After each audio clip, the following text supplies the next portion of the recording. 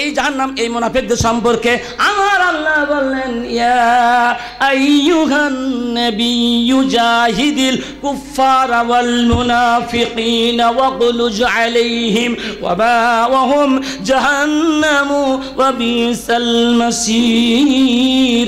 আল্লাহ পাক বলেন নবী গো আপনি মুনাফিক এবং কাফেরের বিরুদ্ধে যুদ্ধ করুন, আপনি জিহাদ করুন, তাদের প্রতি ওয়াগলুজ আলাইহিম নিষ্ঠুর হন, পাষাণ হন, তাদের ঠিকানা হলো জাহান্নাম। জাহান্নাম কতই নিকৃষ্ট স্থান আমার সোনামুখেরা চাঁদমুখেরা। এই জাহান্নামে আমার কত নবীকে আল্লাহ পাক পাওয়ার দিলেন। এই মুনাফিকের বিরুদ্ধে যুদ্ধ করতে হবে, জিহাদ করতে হবে। এরা মুসলমানের দুশমন, এরা নবীর দুশমন, এরা কোরআনের দুশমন। কথা বলেন ঠিক কিনা? ও আমার সোনামুখেরা চাঁদমুখেরা জাহান্নামে এগুলো যারা যাবেন তাদের মধ্যে আমল থাকবে, যারা কাজগুলো করবেন। আমি বলতে চাই মা সময় আমি পাবো না, তিনটি কারণ বলে আপনাদের মূল্য আদায়ে চলে যাব।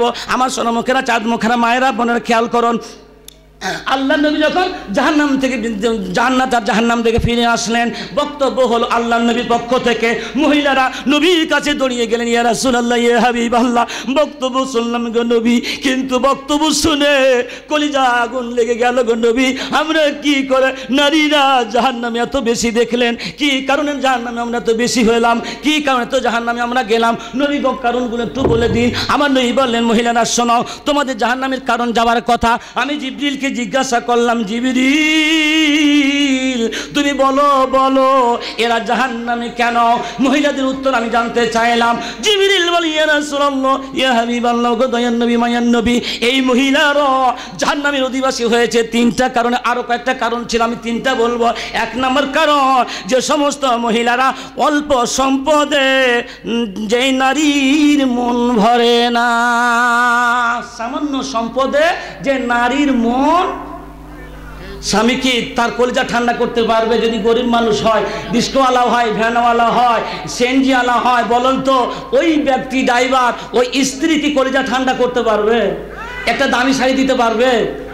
ওর যার সম্বল একটা 500 টাকা নিয়ে আসে, যারা সুদ ঘুষ জমিনে চলে হাজার হাজার টাকা নিয়ে যায়, আর ওইগুলো দেখে আর বলে হায়রে আমার নসিব, হায়রে আমার কপাল, আহা আমার এই সংসার জীবন গো, একটা দামি শাড়ি পেলাম না। ও মা এ হাত দেখেন, আমার স্বামী যদি আপনাকে 5টি টাকার জিনিস দেয়, আপনার জন্য সেটা লাখ টাকার জিনিস, আলহামদুলিল্লাহ বলবেন, মা কলিজা ধন্য হবে, জান্নাতে চলে যাবেন। আর যদি বলেন আমি সারা জীবন গোলামি করলাম আর টেনেই গেলাম, শান্তি পেলাম না, একটা দামি একটা শাড়ি পেলাম না, আর দামি শাড়ি পরে কোথাও যেতেও পারলাম না, মানুষের কাছে নিয়ে যেতে হয়, মাগো খুব ভালো আছেন আপনি, ওই দামি শাড়ি চাইয়েন না, এই দুনিয়াতে অল্প শাড়ি নিয়ে থাকেন, পরকালে জান্নাতি শাড়ি পাবেন, বলুন আল্লাহুম্মা আমিন।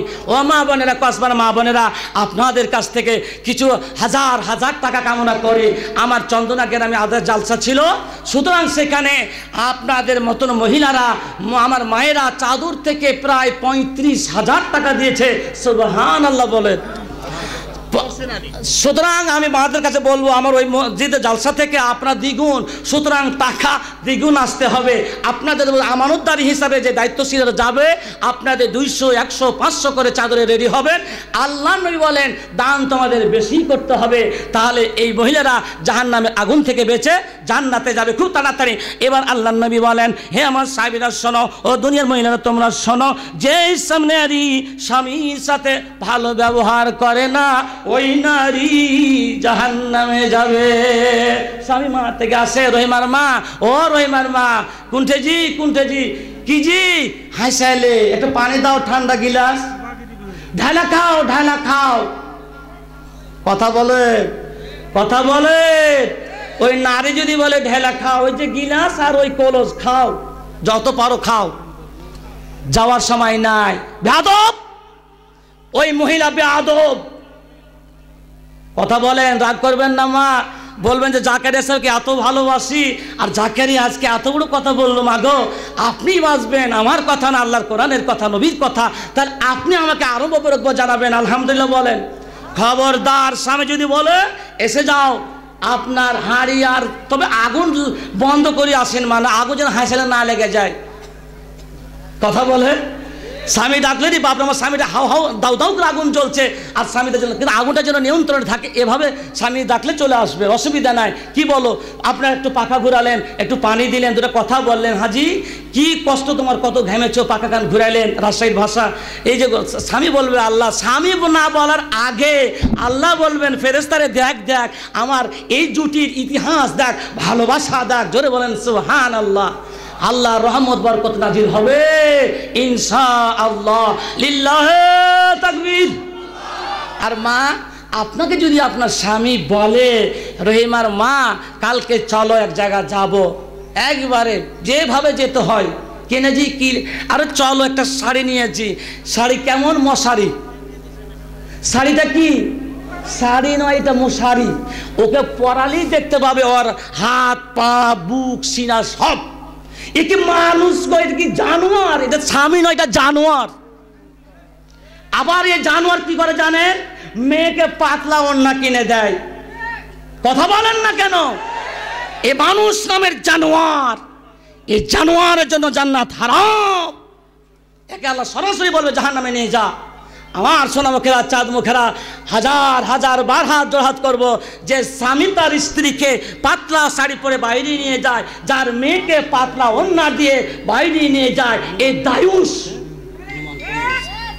সুতরাং আহ্বান রাখবো মা, পর্দায় থাকবেন, স্বামী যারা আছেন সাবধান, আপনার স্ত্রীকে আপনি বাড়ির মধ্যে নিয়ে যত সাজিয়ে গুজিয়ে ভালোবাসা দিতে পারেন উজাড় করে দেন আপনি। এজন্য বলা হয়েছে, যুবক তোমার মা বাবা যদি ঘরে থাকে তুমি যাবা না। আর কথা নবীর কথা বলে, কারণ তোমার প্রেম ভালোবাসা থাকতে পারে, এ যুবক তুমি যেতে পারো না। আল্লাহু আকবার। এই জন্য ঘরে নিন, বাড়িতে রাখেন।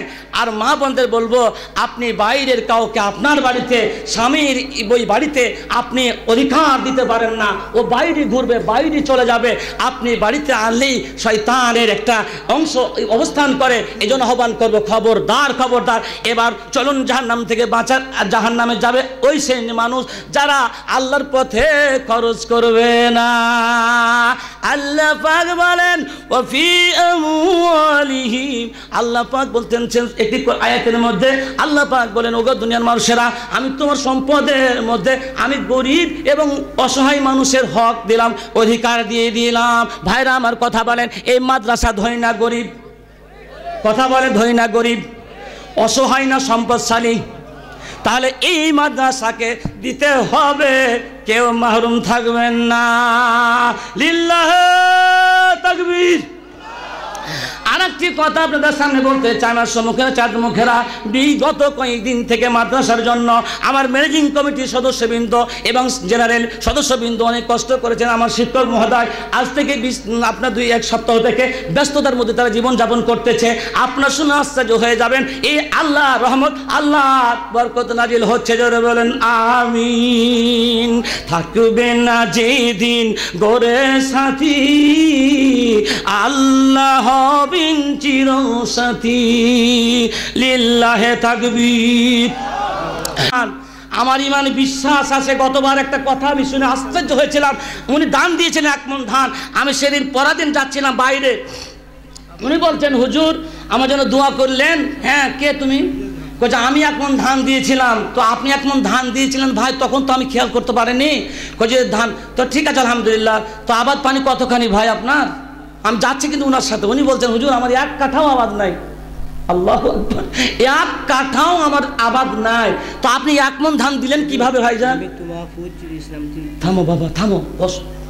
1 মণ ধান দিলেন কিভাবে? হুজুর দোয়া চাইলাম না, যে দোয়া রাখে আমাকে ভালো রাখে, আমি মানুষের বাড়িতে, গৃহস্থের বাড়িতে ধান কেটে যে 10 মণ 15 মণ পাবো, 1 মণ দিয়ে দেবো। সুবহানাল্লাহ বলবেন নাকি ভাই? কি ইমান ভাইজান, কি মাদ্রাসাকে ভালোবাসেন। আমি রিপোর্ট পেয়েছি আমার শিক্ষকের মহোদয়ের কাছ থেকে, যে আমরা গেলে কেউ বলে যে না না আপনার, আমি তো 5 দিয়ে আমি 10 দেবো, কারণ মাদ্রাসা আমাদের চালাতে হবে। আল্লাহু আকবার বলেন। ভাইজান আমি 3 লক্ষ টাকার বাজেট চেয়েছি এই মাদ্রাসার। আমি কে জানেন আপনারা? অনেকেই জানেন না, অনেকেই জানেছেন বা শুনেছেন। এই মাদ্রাসার দায়িত্ব আমার, ক্যাশিয়ারি। কথা বলেন ঠিক আছে? তাহলে বাজেটটা আমি দিতে পারবো, কত টাকা বছরে লাগবে, কত টাকা যাবে আমি বলতে পারবো। কথা বলেন। আমি মাদ্রাসার আজকে জালসা থেকে যদি 3 লক্ষ টাকা আমার বাজেট না আসে, এই প্রতিষ্ঠানের শিক্ষক মহাশিক্ষকের মহোদয়ের বেতন, দ্বিতীয়ত যখন নবনির্বাচিত কমিটি আমরা শপথ নিলাম বা আমরা যে দায়িত্ব গ্রহণ করলাম, অনেক সদস্য বাইরে যে ডেকে ডেকে বলে ক্যাশিয়ার সাহেব খুব খুশি হয়েছি, কিন্তু একটা দাবি কি ভাই বলেন, কসম আল্লাহর আপনাকে যদি মিথ্যা বলি আল্লাহ ঠোঁট জিহ্বা সব কাটবে। ওই সাইডে নিয়ে যায়, বলে শুনেন এই মাদ্রাসার বয়স কত জানেন? আমি জানি, বলেন। যারা মাদ্রাসায় এই বিল্ডিং যারা তৈরি করে গেল হুবাহুব সেই বিল্ডিং ওভাবেই আছে, শুধু অফিসটা দেখলাম ভালো হয়েছে। তো এই মাদ্রাসা আপনাকে এবার ফুল মানে শয্যাতে পরিণত করতে হবে। আমি আল্লাহ যে কবুল করেন, আল্লাহ যেন আমাকে করার তৌফিক দেয়। আমিন বলেন তো, আমিন বলেন না ভাইজান। ইতিমধ্যে গতকাল যিনি সভাপতি ছিলেন আলহাজ মোহাম্মদ নুরুল ইসলাম সাহেব, উনি আমাকে স্টেশনে বলেছিলেন যে একটা ঘরের বরাদ্দ যা লাগবে আমি দিয়ে দেবো। তো উনি বললেন ঠিক আছে, ওনার কথা হিসাবে উনি বললেন 20টা বস্তা সিমেন্ট আমি দেবো। তার মানে ভাইজান আমি পরে যাবো না সেদিকে, শুধু জানালাম কি মানুষের ভালোবাসা। কেউ যদি দুশ্মনী করে একজন, সেখানে তৈরি হবে 10 জন। কয়জন? আল্লাহর দিনের যেখানে বিরুদ্ধে, যেখানে বেশি আপনার প্রতিবন্ধক সৃষ্টি হয়, যেখানে বেশি বাধা সৃষ্টি হয়, সেখানে আরো বিজয় হয়। কথা বলেন আলহামদুলিল্লাহ, লিল্লাহে তাকবীর। খুব তাড়াতাড়ি দান আল্লাহ রাব্বুল আলামিন পাই করা মুসলিম আমার বাবাজি 500 টাকা দিয়েছেন, বলুন আলহামদুলিল্লাহ মারহাবা নারায়ে তাকবীর। ভাইরা এখনো দানে যায়নি, আমার বক্তব্য চলছে, ইনশাআল্লাহ দান অনেক সময় পাবো। আপনাদের কাছে 3 লক্ষ টাকা বাজেট নিয়ে ছাড়বো। আমার বক্তব্যগুলো শুনে একটু আর থামি 10 মিনিট 10-15 মিনিট থামেন আমার ভাইরা, সোনামুখেরা, চাঁদমুখেরা। আমি বলতেছি না